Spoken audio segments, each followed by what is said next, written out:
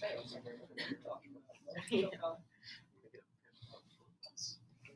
guys have a game last night? You guys got a game tonight? Oh gosh, I got the wrong one. Dang it. Okay. You play? Dang it, dang it, dang it.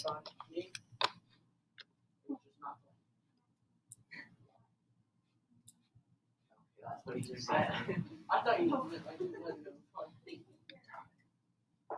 I got a question for you. If you and your sister were on different teams, you guys do a little 1v1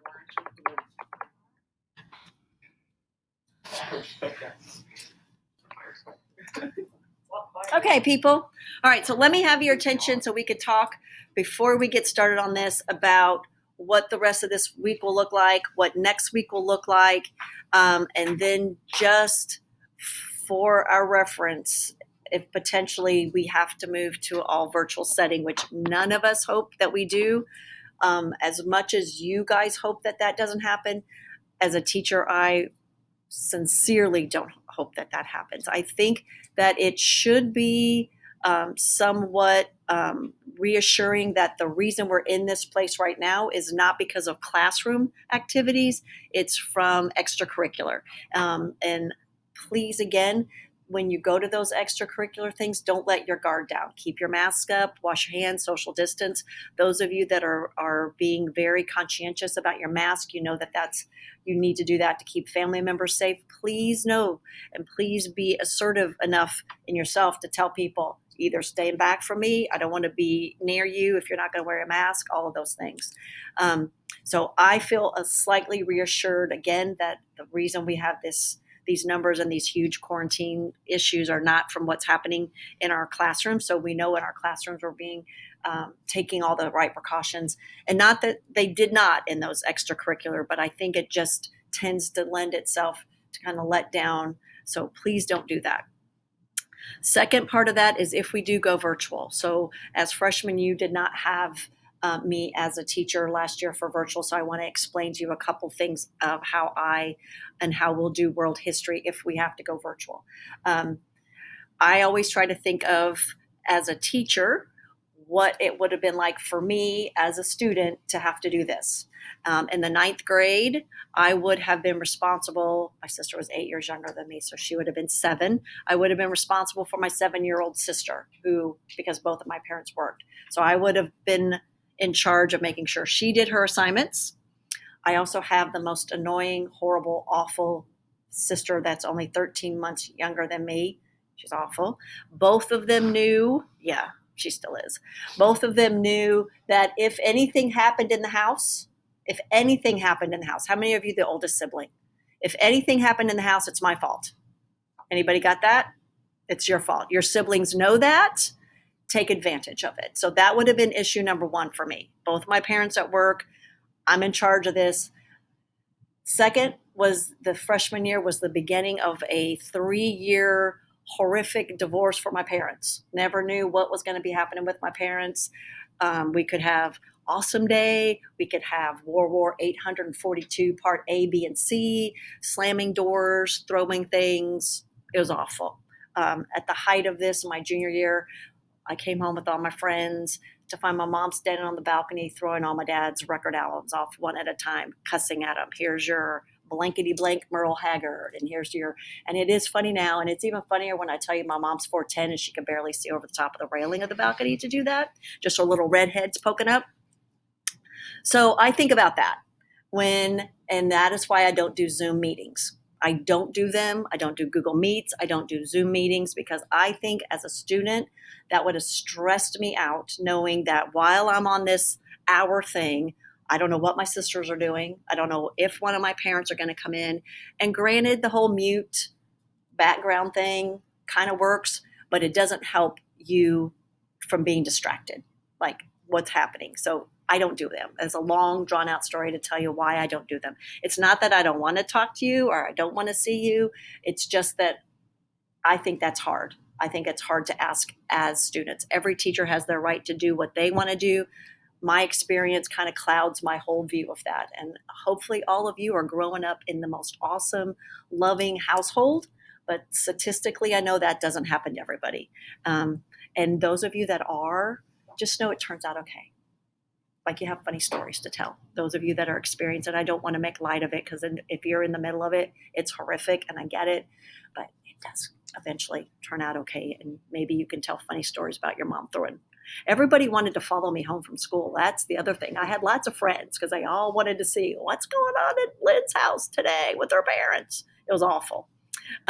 Anyway, so I don't do that. What I will do, and what I did do last year infrequently, was to just have Zoom meetings just to talk. If you wanted to talk, we talked about all kinds of things. Our dogs, because what's going to happen is I'm going to make videos. If we have to go to this, I'll make videos at night. I'll do the lectures. Every now and then I'll poke my face through, but most of the time it'll just be this and me talking. My dog makes a lot of noise. She always waits to drink. I'll show you pictures of my dog. I go to different parts of my house. Sometimes I wear funny hats. One time I thought I was going to die. I thought someone was breaking in my house, and I walked down there and told my AP kids, like, if you don't hear from me by 10, somebody needs to come to my house because I'm dead. But there wasn't anybody. It was just something falling. So you never know what you're going to get. I tried. So that's what we'll do. Keep everything the same. Assignments due at 11:59. Again, I'm not one of those teachers that does the 3 o'clock thing. Every teacher can do that. And pretty much keep the same pace. Lectures, assignments, 2 days for it, but that's pretty much what we'll do. And then offer you the opportunity for a Zoom every now and then. I will do some discussions so that you have to actually participate, but that's what we'll do. I'm hoping, because this is what happens to me every time. Every time I get over prepared for something, it never happens. So that's the other part, right? Every time in the past I prepared for snow days, or it never happened. So I feel like if I over prepare, it's not going to happen. Okay. Does anybody have questions about that? Questions about any of that? Okay, so let's begin our next section. And my people listening at home, we've been talking about that Cammie's not working for Punic War chart. We'll just keep trying that. And if nothing happens tonight, I'll try to move it to a Google Doc and we'll go forward. We are going to have an assignment today about Julius Caesar. I've already moved that to a Google Doc, so we're good to go with that. There will not be a lecture tomorrow. You'll just be working on assignments tomorrow, okay? So now we're ready. From Republic to Empire. If there is anything that you know about Rome, typically most of you know Julius Caesar or Caesar salad or something about Julius Caesar getting stabbed to death by his friends. And that's what we'll look at in this section 2, from Republic to Empire. Julius Caesar is also made very famous because of William Shakespeare's play, Julius Caesar. So by the 2nd century BCE, and notice how close now we're getting to the other side of that number line, the Senate was controlled by the aristocracy. And these new urban class, landless poor are going to start moving into Rome. That's what poor people do. When they're poor, they flood into cities to try to find opportunity. And so full of poor people without any kind of job skills. So Tiberius and Gratius tried some land reform. And that land reform was like, let's give peasants, after they work for so long, so much land. Both of them are going to die. That's the other thing about Rome that maybe you know or don't know. They kill a lot of people. We don't like your ideas, we're going to kill you. So they get killed for that, which kind of kills the idea of land reform. Marius, I know, thank you for that. That was a good one. Thanks. Thanks, John. Marius tries a different approach. We got all these landless, poor people. Let's try to get them into an army. Let's try this as a way to do 2 things. Get rid of these poor people that are just hanging around causing trouble, and let's also build up this Roman army. Some of you also noted that as one of the things you knew about ancient Rome, that they had this great, tremendous army from maybe the movies Gladiator or any of those other things. So he says, in order to get you into this army, at the end of your enlistment, we'll give you land. The important part of this is who they pledged their allegiance to. They did not pledge their allegiance to the Roman Empire. They pledged their allegiance to Marius. And that's a really important part of who armies take their allegiance to. If you join the United States any military, Army, Navy, Air Force, Marines, you take an oath to the Constitution of the United States. You don't take it to the flag. You don't take it to the country. You don't take it to the president. You take it to the Constitution, to uphold and defend the Constitution. And so Marius has this whole gigantic army that pledges their allegiance to him, not Rome.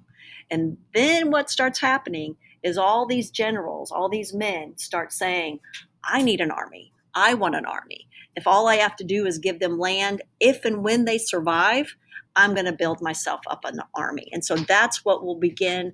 And these armies and these generals will become great, giant political powers.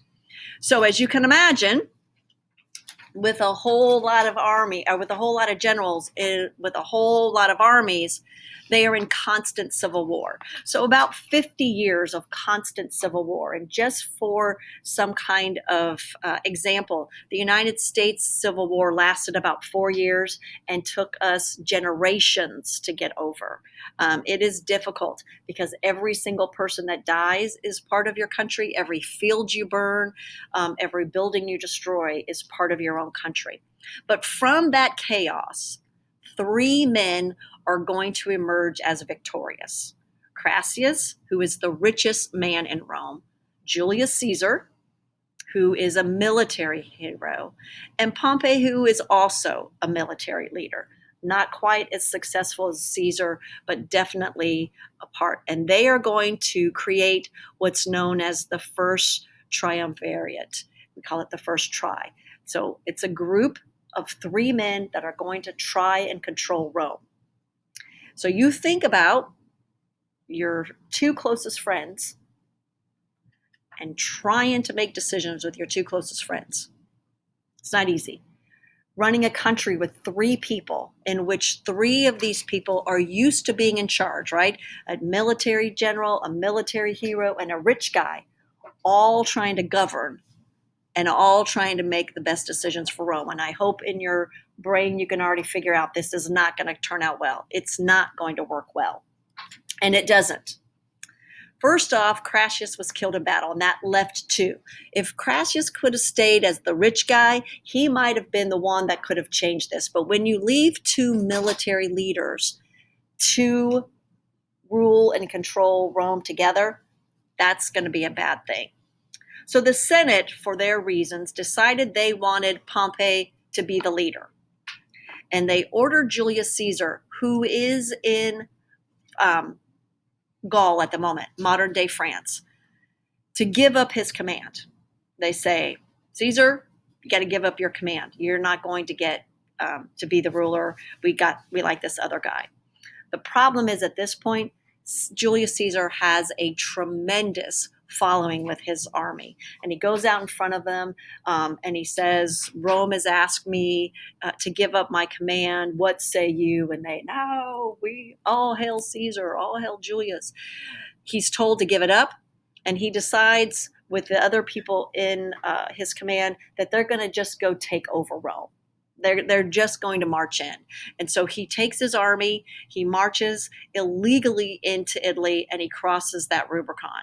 And when he marches into Rome, he defeats Pompey, and he becomes the dictator in 45 BCE. And when he becomes this dictator in Rome, Rome will become an empire. He'll be this dictator that will begin to rule. So our really quick assignment for today, and let's do this one first. Forget the Punic war chart. We're going to put that aside. Let's just work on this Julius Caesar obituary and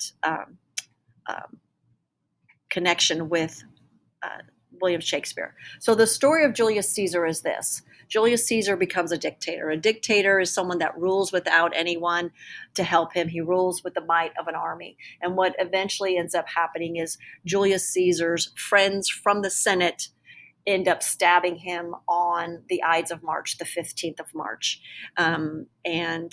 Brutus will be in charge of that. And what they end up doing is stabbing him on the steps of the Senate. And each one of them takes a stab mark.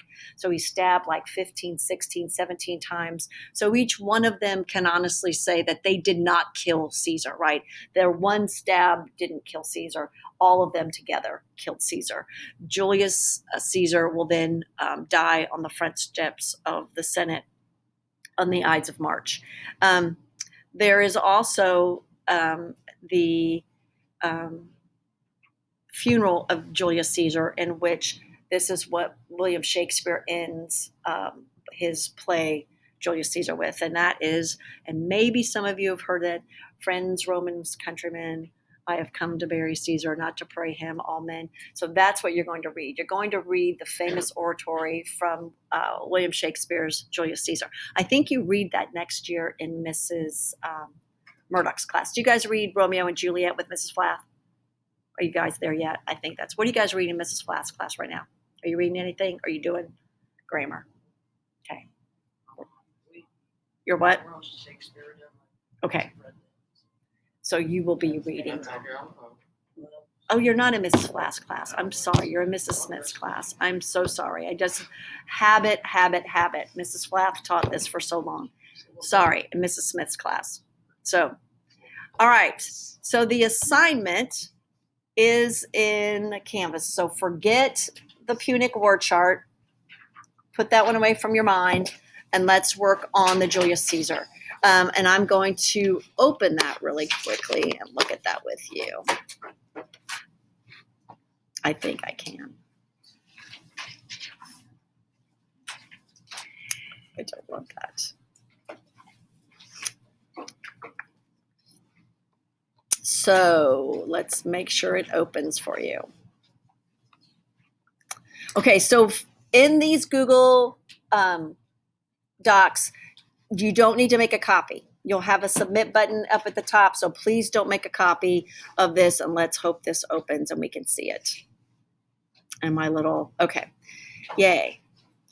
So what we're looking at is this obituary. Read Mark Antony's funeral oration for Julius Caesar from William Shakespeare's famous plays, Julius Caesar, and then answer the questions below. And this is at Friends, Roman Countrymen.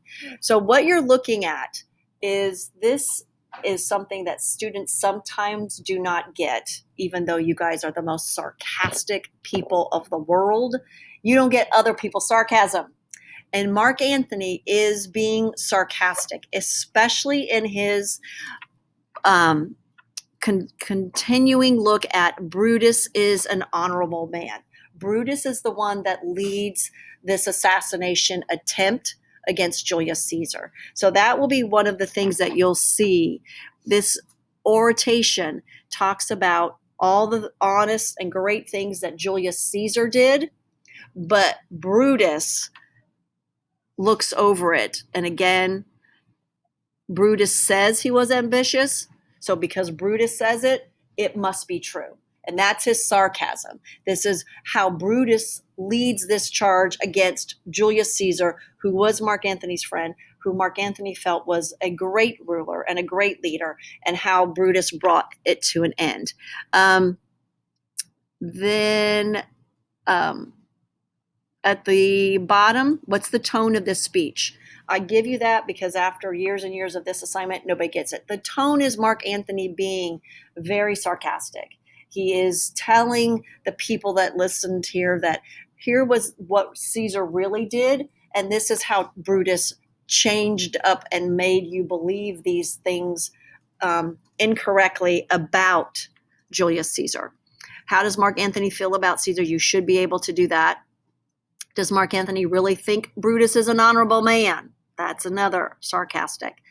And then this is the quote that you need to think about. The evil that men do live after them. The good is oft interred with their bones. And that's the thinking, that how good men are remembered historically and how bad men are remembered historically. I don't think that's hard to find and figure out.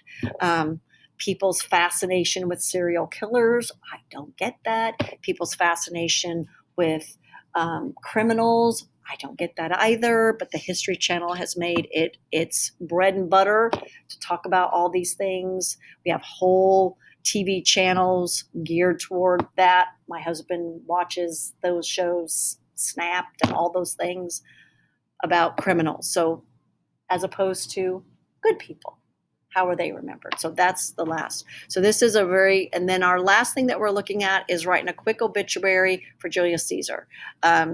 Biographic, achievements, how he died, and the effect of his death on society. And I say 3 paragraphs, but 3 short paragraphs about Julius Caesar as we finish up that.